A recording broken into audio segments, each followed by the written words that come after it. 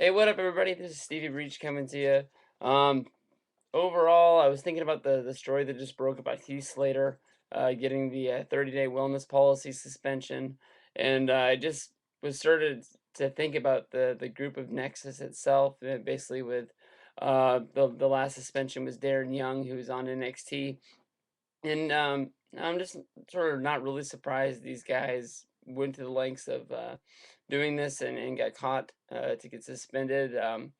Heath Slater's the guy that's on SmackDown right now. Yes, he's been a former tag champion, but um, he's got no promo skills. He's got nothing. He's barely, hanging on SmackDown as it is. If he was to stay with the company longer, I don't really seeing him ever being anything more than a low end sort of job guy that does jobs to guys like Orton and Henry and stuff like that.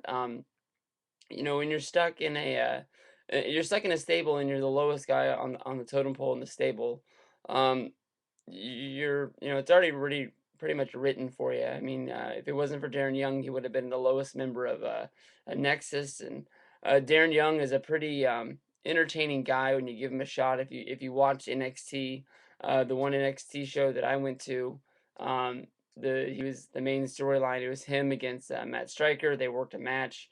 When he worked his promo that night, it was actually pretty good, pretty entertaining. Kept the crowd going, but I don't think there's any room on the main roster for these guys. I think that was the one problem with NXT is that you put these guys on a show and they might be the best guys on the show, but once you get them up to the main roster, it's already well taken over with other stars. Um, Heath Slater, I think if he tried, and I think that they really got behind him, I think maybe he could be an intercontinental champion someday. He draws a lot of heat on him from the crowd. That's the one good thing about him. But like I said, he has no promo skills. His main promos really is just yelling, saying "shut up" a lot. He doesn't really have a smooth style to his promo at all or anything like that.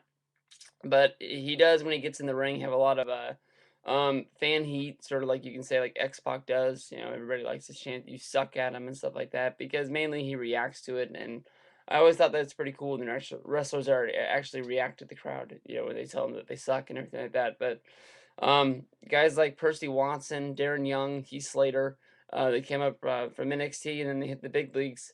Um, they find out they might have been entertaining on one show and the fans might have liked them there, but once they hit the other roster, there's just no room for them. So I wouldn't be surprised if Heath Slater was let go sooner than later, as well as like guys like Percy Watson and Darren Young. Just there's no real room for him, especially a guy that size. He's not big enough to be a big guy, and he's not small enough to be a small guy. He's just sort of stuck in the middle, and he has to either get along with the writers and get a push from them, or he's just gonna sink or swim in there.